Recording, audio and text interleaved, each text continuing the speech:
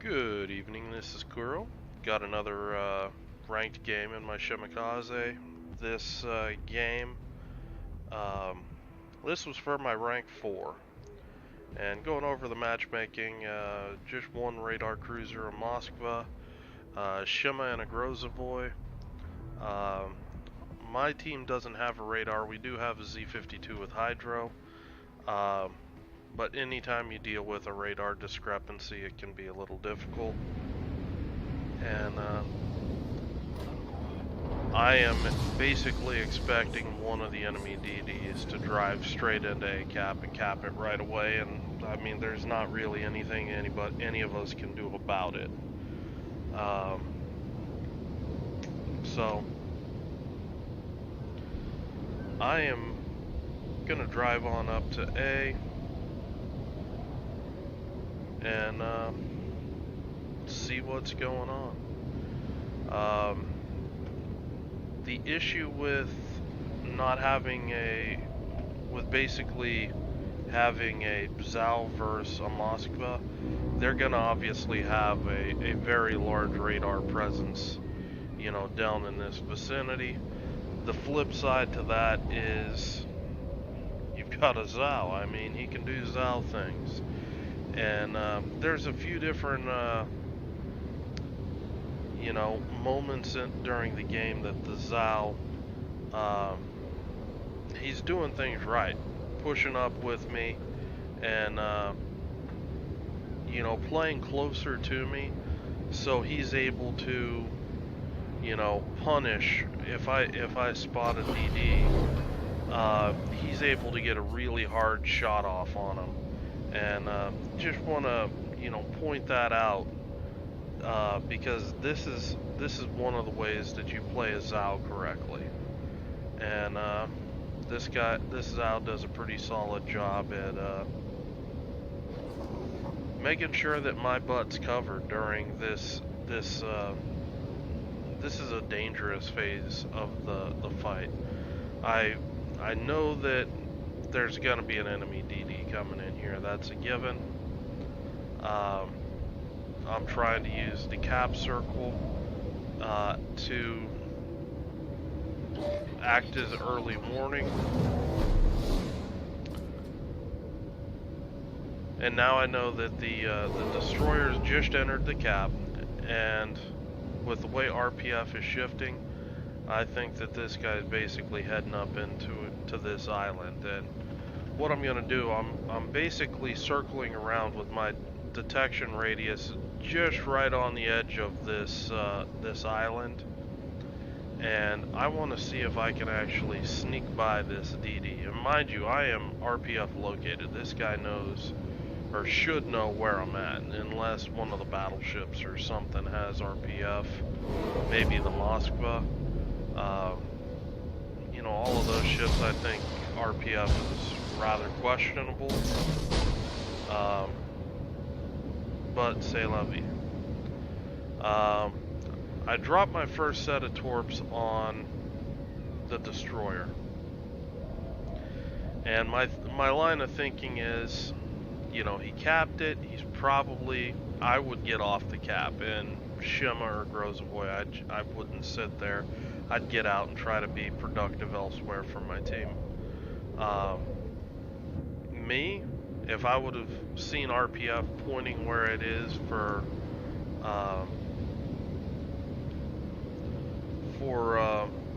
my team, I would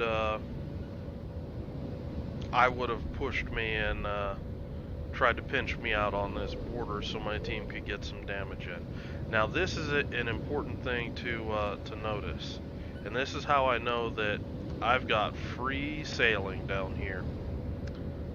I am no longer RPF detected. This DD, he's went out this way. He squirted out to the middle. That tells me he's probably going to torp my Montana, and with my Montana's positioning, he has a high degree of success, or high degree of actually accomplishing that objective. But, you know, this is a 100%, you know, confirmed way that DD, he buggered off, and, you know, now it's just, you know, me and these battleships with a Moskva, the only thing kind of keeping me away. Now, I do make a misplay right here. I turned in just a little bit, and I just barely entered Moskva radar range, and, you know, wouldn't you have it, the guy pops radar. At that exact moment in time, I'm only detected for a couple seconds, but that couple seconds gives everybody the notice that, holy crap, there's a Shimakaze in our face. This curve first, I am actually watching this guy. I'm seeing if he's gonna, you know, turn out, do anything. What I think, this guy, when he saw me, he just went on ahead and popped hydro. I suspect that this guy is full anti-torpedo build with target acquisition, vigilance, the whole 9 yards. So nothing had really moved on that curve first as far as the torp indicator. So I basically dropped my torps anticipating he would have hydro and be able to turn out. Well, I mean, those torps were only a couple kilometers from my ship, and he instantly was turning away, and that's telling me that he's got hydro up, and he's got, you know, skills invested to further increase the detection range on his hydro. So he's going to be a difficult torp target. But what's starting to happen, he had to turn out and run out. Now you're going to see me start to create a, you know, a situation where I am going to zone these 3 battleships right out of this entire area of the map. All of them, they know I'm here. They're gonna see my torps, and, you know, they're all spotted. You know, they're all really gonna be uncomfortable because they don't have a destroyer out to try to screen from them. I don't know what this Shima's doing, but I mean, there's not a lot going on right there as opposed to what's happening here. I mean, I'm already up to 136,000 spotting damage, and that also got the Moskva killed. He basically made a bad play. He was on the island, he was bow tanking, everything was, you know, hunky-dory, and probably thinking that without the radar, he needed to get out of there, and he tried to do a turnout while he was detected and just got hammered. Now, this is another moment in time that I want to point something out. There's been a couple comments on the forums about destroyers ignoring cap, and sometimes that is a good thing. And this is one of those instances, in my opinion. For example, basically what's going on, I have perfect vision on 4 battleships. My presence here is forcing all of these battleships out completely away from ACAP.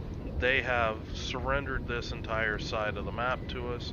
We're going to pick up our second cap, and, you know, life is great. It kind of sucks for me because I'm going to struggle torping targets that are running away from me. But in the meantime, I'm able to keep all that vision for my team. Now, the controversial thing is, supposedly it's a destroyer's job to always go in and cap. Well, if I go to try to cap, and even play it safe, you know, come in here and, you know, try to cap, what's going to end up happening? Every time I duck behind these islands, I'm going to lose vision on these guys. These guys, as soon as I lose vision on them, you know, as they're moving out and I'm moving in, they're going to start moving beyond their detection, beyond their concealment range, and they're going to get an idea of how far away I am. And they, in turn, can just slam on the brakes and go back to, you know, shooting my guys. Trying to delay and hold up that area of the map. So, trying to go back and cap in this, in my opinion, it's a bad move. It's better to let, you know, a ship like a Zhao or even the battleships push in here and take the cap.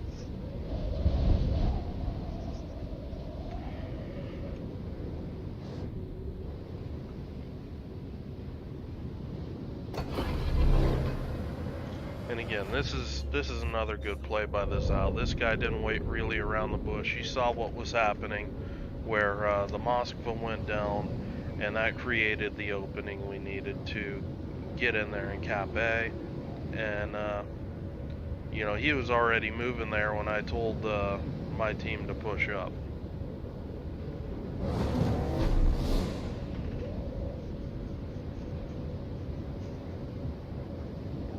So, just pretty much running down this curve first, getting as close as I really dare, drop torps, and I kind of expect Hydro to still be up this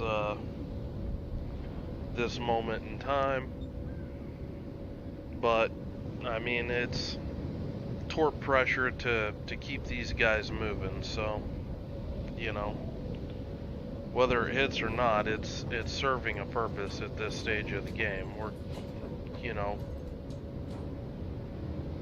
pretty much got this entire end of the map, and it really hasn't cost us much. Yeah, their Shima ended up getting our, I think that was a Montana. Yeah, our Montana in the middle. Their Shima picked him up like I kind of thought he would. You know, this torp launch, it's different than the others. I actually have the back of this curve first. He switched into, I know I need to make a stand and start fighting. And as soon as these guys try to make a stand, you know, F3s are waiting right there for them. And that's, you know, one of their, I think that's their only hydro threat. So from here on out, you know, my torpedoes, they're not going to have a lot of warning. And I'm just, you know, going to keep chasing. I'm up to 196,000 spotting damage, and I'm a stone's throw away from C-cap, and, you know, just not going to give these guys a moment's rest. I mean, right now I'm weighing, do I want to try to step on C-cap eventually? You know, it looks like these battleships are starting to turn out to try to push here. Do I want to try to dump some torps on them? And I get, finally their Shima shows up trying to counter detect me, and it's kind of a shit show because my guns weren't in the right place, so I end up using my my smoke here because that reason in particular, being this close to that many battleships, I'm going to take a lot of damage. And I mean, that's worth it right there. Pick up the torpedo on the Shima, and apparently the Shima's damage control was on cooldown. I hadn't actually noticed it. Was watching these guys make sure there's no spotter planes or anything that's gonna pop up. I know that my smoke got torped, so I'm just trying to get out of there. And Shima pops up, and I shot in. This is the time I was like, I didn't even hit him, but I got the kill, and I noticed he flooded out. Real good situational awareness there, because this is a misplay. Me being out in the open this long, if these guys had, you know, arcs on me, they could really punish me.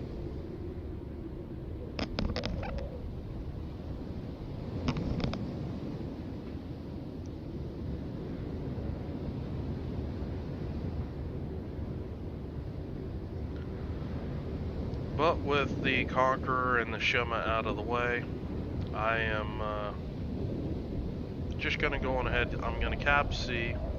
I'm going to keep moving in here, see if I can get some torps on these guys.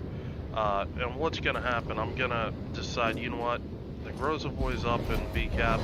Let's just switch my gun side. That way I don't deal with the situation of running into a destroyer on my off side. And I'm even thinking about going to try to hunt the Grozovoy. But I only have 7k HP. We've got the 2 caps, you know, 900 points, you know, no sense in, you know, doing anything untowards. So just gonna cruise towards this Montana. If this guy tries to stop or pull any sort of funny business, I'm gonna be able to torp him.